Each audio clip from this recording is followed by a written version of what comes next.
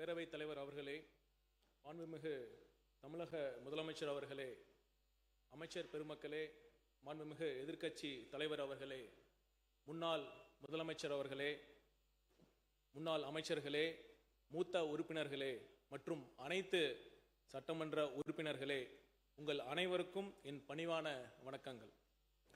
இந்த பேரவையில் இன்று விவாதிக்கப்படும் பொருள் ஒரு தேர்வு முறையை பற்றியது மட்டுமல்ல. தமிழ்நாட்டின் சமூக நீதி, மாணவர்களின் எதிர்காலம், கல்வி சமத்துவம், மாநில உரிமை மற்றும் இந்திய கூட்டாட்சி தத்துவத்துடன் தொடர்புடைய மிக முக்கிய பிரச்சனையாகும்.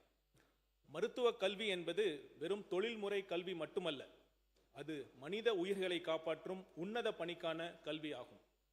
அந்த கல்விக்கான வாய்ப்பு பொருளாதார வசதி உள்ளவர்களுக்கு மட்டுமல்லாமல் திறமையும் அர்ப்பணிப்பும் கொண்ட ஒவ்வொரு மாணவருக்கும் சமமாக கிடைக்க வேண்டும் என்பதே தமிழ்நாடு அரசின் நிலைப்பாடாகும். மாண்புமிகு பேரவைத் தலைவர் அவர்களே, தமிழ்நாடு பல்லாண்டு காலமாக சமூக நீதியை அடிப்படையாக கொண்ட கல்வி கொள்கையை வெற்றிகரமாக நடைமுறைப்படுத்திய மாநிலமாகும். 12ஆம் வகுப்பு பொதுத் தேர்வு மதிப்பெண்களின் அடிப்படையில் மருத்துவ மாணவர் சேர்க்கை வழங்கப்பட்ட காலத்தில் கிராமப்புற ஏழை மாணவர்கள், அரசு பள்ளி மாணவர்கள், முதல் தலைமுறை பட்டதாரிகள், சமூக ரீதியாக ஒடுக்கப்பட்ட பிரிவினரை சேர்ந்த மாணவர்கள் ஆகியோருக்கு மருத்துவ கல்வியில் குறிப்பிடத்தக்க வாய்ப்புகள் கிடைத்தன. அந்த கொள்கையின் பலனாகவே இன்று இந்தியாவில் சிறந்த பொது சுகாதார கட்டமைப்பை கொண்ட மாநிலங்களில் தமிழ்நாடு முன்னணியில் திகழ்கிறது. தாய் மற்றும் குழந்தை நலம், தடுப்பூசி திட்டங்கள், அவசர மருத்துவ சேவை, உறுப்பு மாற்று அறுவை சிகிச்சை போன்ற பல துறைகளில் தமிழ்நாடு தொடர்ந்து முன்னுதாரணமாக விளங்குகிறது. இந்த வெற்றிக்கு அடித்தளம் சமூக நீதி, சம வாய்ப்பு, மாணவர்களின் 12 வருட பள்ளி கல்வியை மதிக்கும் சேர்க்கை முறை ஆகிய அனைத்தும் தான். ஆனால் நீட் அறிமுகமான பிறகு இந்த அடிப்படை சமநிலை சீர்குலைந்துள்ளது தமிழ்நாடு அரசு தொடர்ந்து சுட்டிக்காட்டி வருகிறது.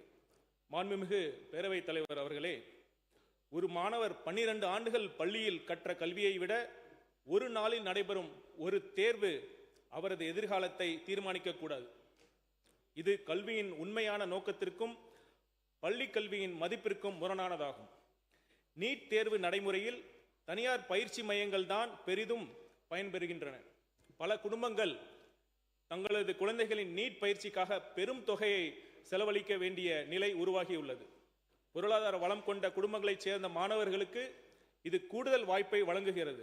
ஆனால் அதே சமயம் கிராமப்புற மாணவர், அரசு பள்ளி மாணவர், தினக்கூலி தொழிலாளியின் குழந்தை அல்லது விவசாயியின் குழந்தை அதே அளவிலான பயிற்சியை பெற முடியுமா என்பதுதான் தமிழ்நாடு எழுப்பும் அடிப்படை கேள்வியாகும்.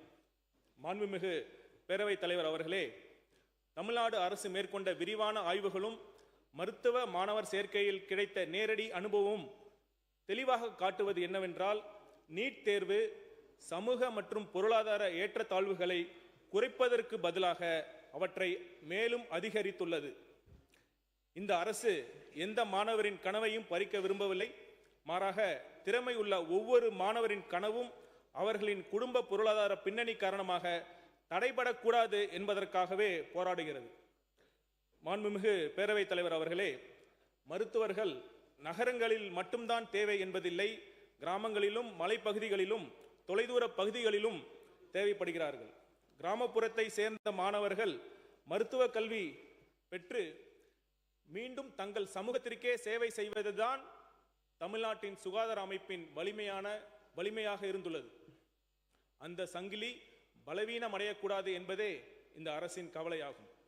மாண்புமிகு பேரவைத் தலைவர் அவர்களே, இந்த நீட் பிரச்சனை கல்வியுடன் மட்டுமல்ல, கூட்டாட்சியுடனும் தொடர்புடையது. நம் இந்திய அரசியலமைப்பு சட்டம் மாநிலங்களுக்கு அவர்களின் தேவைகளுக்கு ஏற்ப கல்வி கொள்கைகளை வடிவமைக்கும் பொறுப்பையும் உரிமையையும் வழங்கியுள்ளது. தமிழ்நாட்டின் வரலாறு, சமூக அமைப்பு, கல்வி முன்னேற்றம் மற்றும் மருத்துவ தேவைகள் ஆகியவை நாட்டின் பல பகுதிகளில் இருந்து மாறுபட்டவை.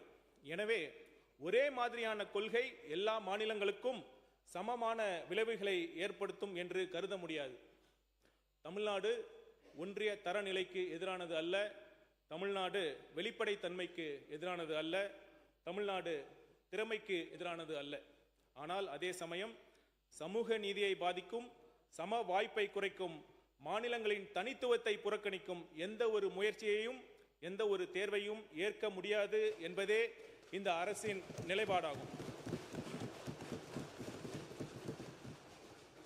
நீட் தேர்வுதான் தகுதிக்கான எல்லை என்றோ அளவீடு என்றோ யாரும் நினைக்கவே தேவையில்லை.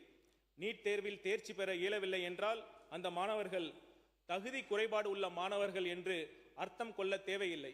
ஆனால் நீட் தேர்வில் தேர்ச்சி பெறாமல் போனால் அதை ஒரு குறைபாடாக கருதி மிகுந்த மன உளைச்சலுடன் ஆளாகும் சூழலும் நிலவுகிறது.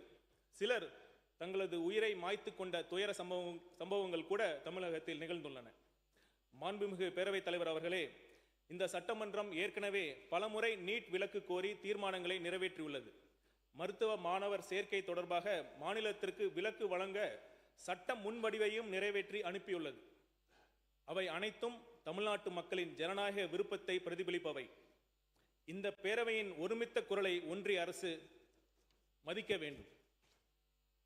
மாநிலங்களின் உரிமையை மதிப்பதே கூட்டாட்சியின் அடிப்படை. தமிழ்நாட்டின் சமூக நீதி மரபையும் கல்வி முன்னேற்றத்தையும் மருத்துவ சேவை மாதிரியையும் பாதுகாக்க வேண்டியது காலத்தின் கட்டாயமாகும்.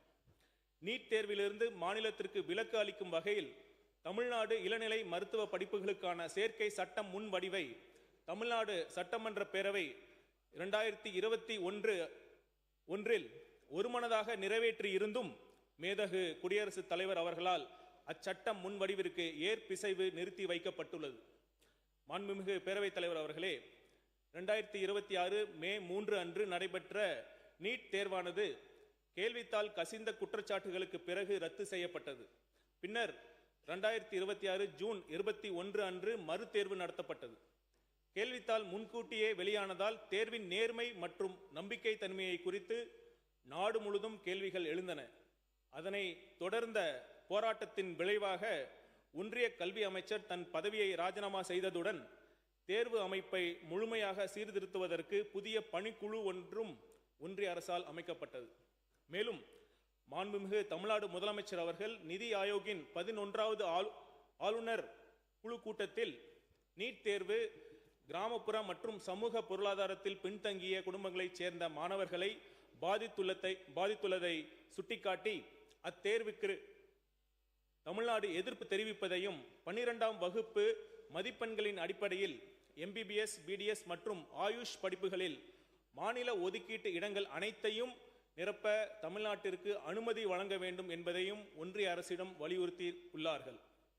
இவை அனைத்தையும் கருத்தில் கொண்டு சமூக நீதி மற்றும் சம வாய்ப்பை உறுதி செய்யும் வகையில் தேசிய மருத்துவ ஆணைய சட்டம் 2019, இந்திய மருத்துவ முறைகளுக்கான தேசிய ஆணைய சட்டம் 2020, ஹோமியோபதிக்கான தேசிய ஆணைய சட்டம் 2020 மற்றும் தொடர்புடைய பிற மைய சட்டங்களில் தேவையான திருத்தங்களை மேற்கொண்டு நீட் நுழைவு தேர்வு முறையை ரத்து செய்து 12ஆம் வகுப்பு பொது தேர்வு மதிப்பெண்களின் அடிப்படையில் மாநில அரசே மருத்துவ மாணவ சேர்க்கை நடத்தி கொள்ள வழிவகை செய்ய வேண்டும். நீட் பிரச்சனைக்கு நிரந்தர தீர்வு கல்வி என்ற பொருண்மையை பொது பட்டியலில் இருந்து மானிய பட்டியலுக்கு மீண்டும் மாற்றுவதுதான். அவ்வாறு மாற்றம் செய்யப்படும் வரை இடைக்கால தீர்வாக ஒரு கருத்தை, ஒரு புதிய சிந்தனையை ஆட்சிக்கு வரும் முன்பே கல்வியாளர்கள் மற்றும் அரசியல் சாசன சட்ட வல்லுநர்களின் பரிசீலனைக்காக நம் மாண்புமிகு முதலமைச்சர் அவர்கள் முன்வைத்திருந்தார். கல்வி தொடர்பாக மாநிலங்கள் ஏற்றும் சட்டங்களுக்கு முன்னுரிமை வழங்கும் வகையில் சிறப்பு பொதுப்பட்டியல் ஒன்றை கூடுதலாக உருவாக்கலாம் என்பதே அந்த கருத்து. ஒரு ஆக்கப்பூர்வமான மற்றும் ஆரோக்கியமான விவாதம் நடந்தால் நிச்சயம் வழி பிறக்கும் என்பதே நம் முதல்வரின் எண்ணம். மாண்புமிகு பேரவைத் தலைவர் அவர்களே, இன்று நாம் கொண்டு வரும் தீர்மானத்தின் மூலம் வைக்கப்படும் கோரிக்கை அரசியல் சார்ந்த கோரிக்கை அல்ல.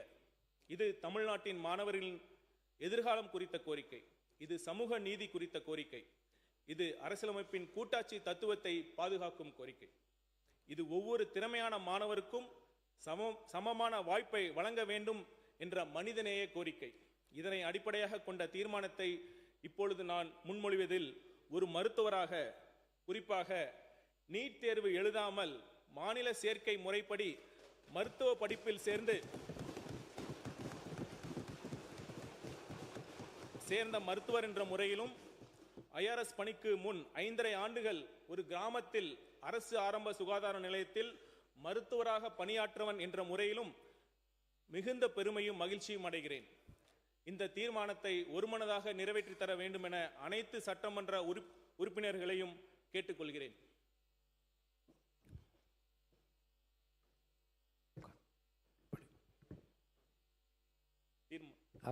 தீர்மானம்.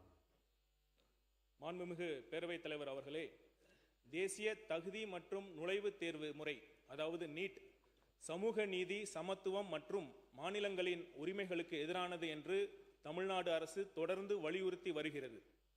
தமிழ் வழியில் கல்வி பயிலும் மாணவர்கள், கிராமப்புற மற்றும் சமூக பொருளாதாரத்தில் பின்தங்கிய மாணவர்கள் ஆகியோரின் மருத்துவ கல்வி வாய்ப்புகளை இத்தேர்வு முறை பெரிதும் பாதிக்கிறது.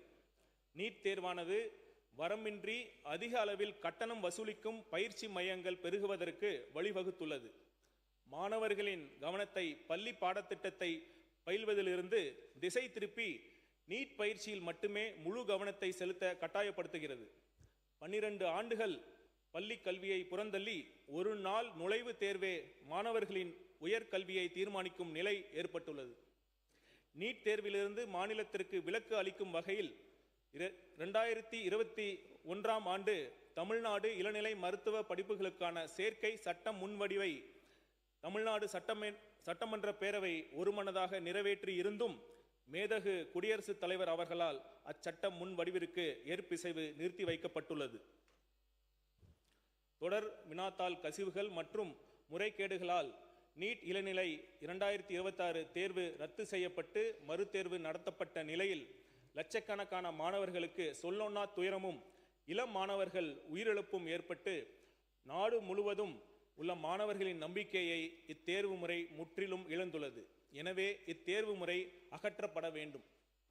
நீட் தேர்வுகளில் தொடர்ந்து நிகழ்ந்து வரும் முறைகேடுகளை கருத்தில் கொண்டு நீட் நுழைவுத் தேர்வு முறையை ரத்து செய்யும் வகையில் 2019ஆம் ஆண்டு தேசிய மருத்துவ ஆவணச் சட்டம், 2020ஆம் ஆண்டு இந்திய மருத்துவ முறைகளுக்கான தேசிய ஆணைய சட்டம், 2020ஆம் ஆண்டு ஹோமியோபதிக்கான தேசிய ஆணைய சட்டம் மற்றும் தொடர்புடைய பிற மைய சட்டங்களில் தேவையான திருத்தங்களை ஒன்றிய அரசு மேற்கொள்ள வேண்டும் என்று தமிழ்நாடு சட்டமன்ற பேரவை ஒருமனதாக வலியுறுத்துகிறது. இதன் மூலம் மாணவர்கள் 12ஆம் வகுப்பு தேர்வில் பெறும் மதிப்பெண்களின் அடிப்படையில் மாநிலத்தில் மருத்துவ மாணவர் சேர்க்கையை மேற்கொள்ள இயலும் என்னும் தீர்மானத்தை மொழிகிறேன்.